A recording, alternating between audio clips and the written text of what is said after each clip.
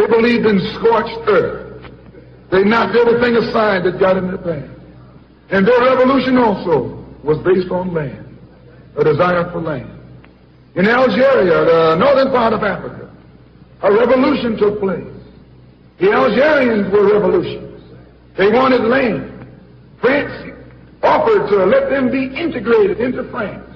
They told France, to hell with France. They wanted some land, not some France.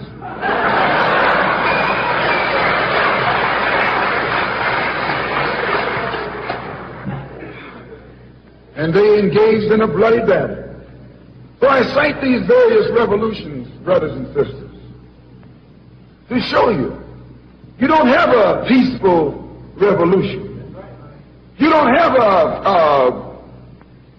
a turn the other cheek revolution. There's no such thing as a nonviolent revolution. Only kind of revolution that's nonviolent is the Negro revolution.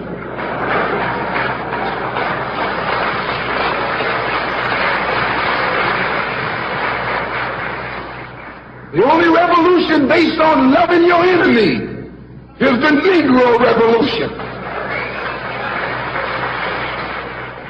The only revolution in which the goal is a desegregated lunch counter, a desegregated theater, a desegregated park, and a desegregated public toilets.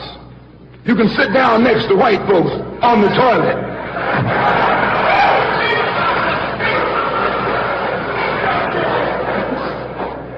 That's no revolution. Revolution is based on land. Land is the basis of all independence. Land is the basis of freedom, justice, and equality. The white man knows what a revolution is. He knows that the black revolution is worldwide, in scope and in nature. The black revolution is sweeping Asia, sweeping Africa. It's rearing its head in Latin America. The Cuban Revolution, that's a revolution. They overturned the system.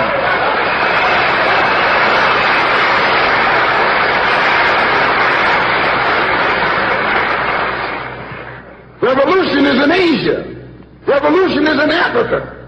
And the white man is screaming because he sees revolution in Latin America. How do you think he'll react to you when you learn what a real revolution is? You don't know what a revolution is. If you did, you wouldn't use that word. A revolution is bloody. Revolution is hostile.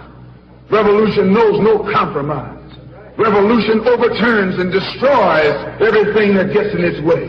And you sitting around here like a knot on the wall saying, I'm going to love these folks no matter how much they hate me. No, you need a revolution.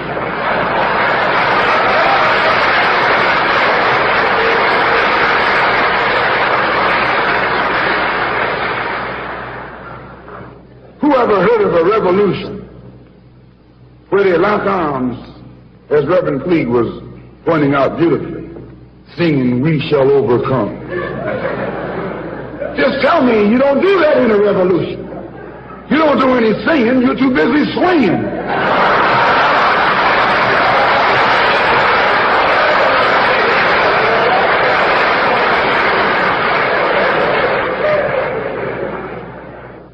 It's based on land. A revolutionary wants land so he can set up his own nation, an independent nation. These Negroes aren't asking for no nation. They're trying to crawl back on the plantation.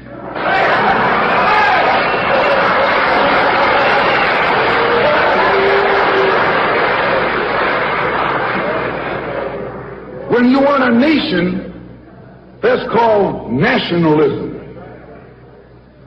When the white man became involved in a revolution in this country against England, what was it for?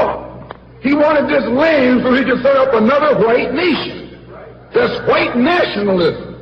The American Revolution was white nationalism. The French Revolution was white nationalism. The Russian Revolution, too, yes, it was white nationalism. You don't think so? Why you think Khrushchev and Mao can't get their heads together. White nationalism. All the revolutions that's going on in Asia, in Africa today are based on what? Black nationalism. A revolutionary is a black nationalist. He wants a nation. I was reading some beautiful words by Reverend Clee pointing out why he couldn't get together with someone else here in the city.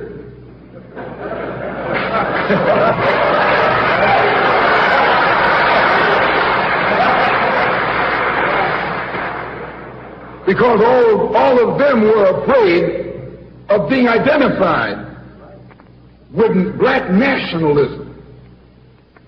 If you're afraid of black nationalism, you're afraid of revolution.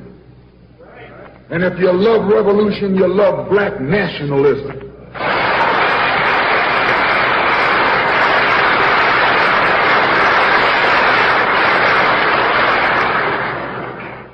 To understand this, you have to go back to what young brother here referred to as the house Negro and the field Negro, back during slavery. There was two kinds of slaves. There was the house Negro and the field Negro. The house Negro, they lived in the house with master. They dressed pretty good.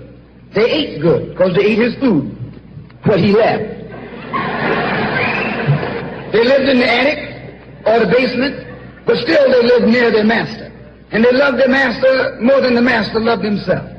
They would give their life to save their master's house quicker than the master would. The house Negro, if the master said, we got a good house here, the house Negro said, yeah, we got a good house here. Whenever the master said we, he said we. That's how you can tell a house Negro. If the master's house caught on fire, the house Negro would fight harder to put the blaze out than the master would. If the master got sick, the house Negro would say, what's the matter, boss? We sick. We sick.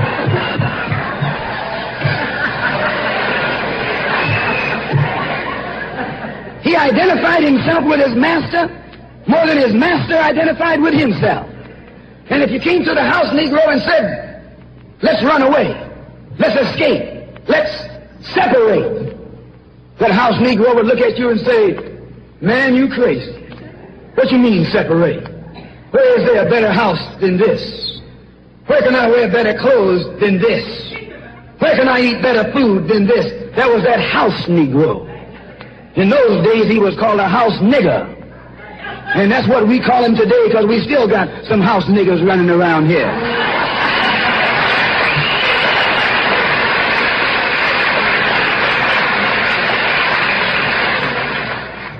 This modern house Negro loves his master. He wants to live near him. He'll pay 3 times as much as the house is worth just to live near his master. And then brag about, I'm the only Negro out here.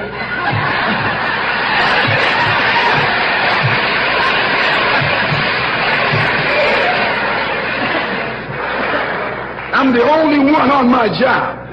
I'm the only one in this school. You're nothing but a house Negro. And if someone come to you right now and say, let's separate, you say the same thing that the house Negro said on the plantation. What you mean separate? From America? This good white man? Where you gonna get a better job than you get here? I mean, this is what you say. I ain't left nothing in Africa. That's what you say. Why, you left your mind in Africa.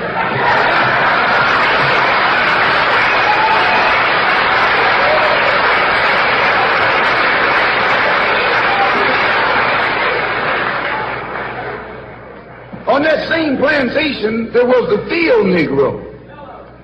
The field Negro, those were the masses. There was always more Negroes in the field than there was Negroes in the house. The Negro in the field caught hell. He ate leftovers. In the house, they ate high up on the hull. The Negro in the field didn't get nothing but what was left of the insides of the hull. They call them chitlins nowadays. In those days, they call them what they were, guts. That's what you were, a gut eater. And some of you all still gut eaters.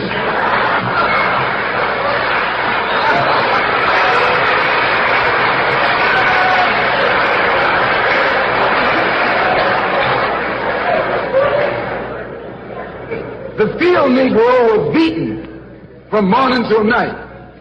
He lived in a shack, in a hut. He wore cast-off clothes. And he hated his master. I say he hated his master. He was intelligent. That house Negro loved his master. But that field Negro, remember, they were in the majority. And they hated his master. When the house caught on fire, he didn't try and put it out. That field Negro prayed for a wind, for a breeze. When the master got sick, the field Negro prayed that he died. If someone come to the field Negro and said, let's separate, let's run, he didn't say, where are we going? He said, any place is better than here.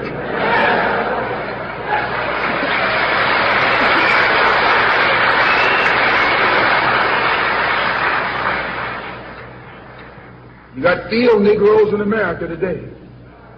I'm a field Negro. The masters are the field Negroes. When they see this man's house on fire, you don't hear these little Negroes talking about our government is in trouble. They say the government is in trouble.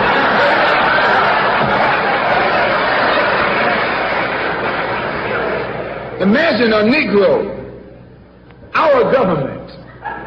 I even heard one say, our astronauts. They won't even let him near the plant. And our astronauts.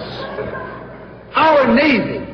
That's a Negro that's out of his mind. That's a Negro that's out of his mind. Just as the slave master in that day used Tom, the house Negro, to keep the field Negroes in check, the same old slave master today has Negroes who are nothing but modern Uncle Toms, 20th century Uncle Toms, to keep you and me in check, keep us under control, keep us passive and peaceful in nonviolence.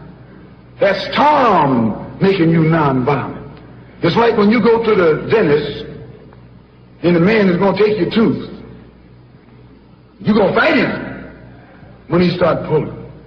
So they squirt some stuff in your jaw called Novocaine to make you think they're not doing anything to you.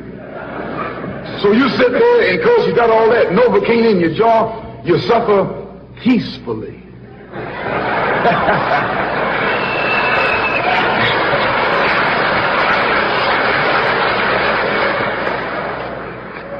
Blood running all down your jaw.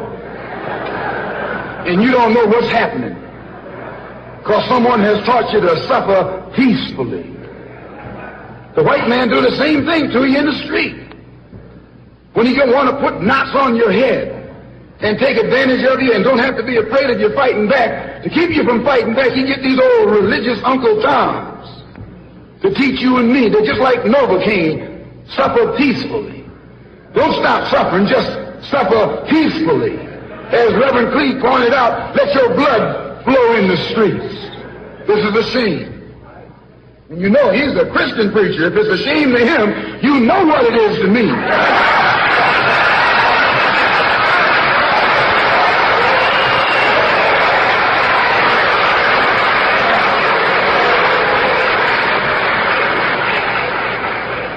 There's nothing in our book, the Quran, as you call it, Koran, teaches us to suffer peacefully. Our religion teaches us to be intelligent, be peaceful, be courteous, obey the law, respect everyone. But if someone puts his hand on you, send him to the cemetery.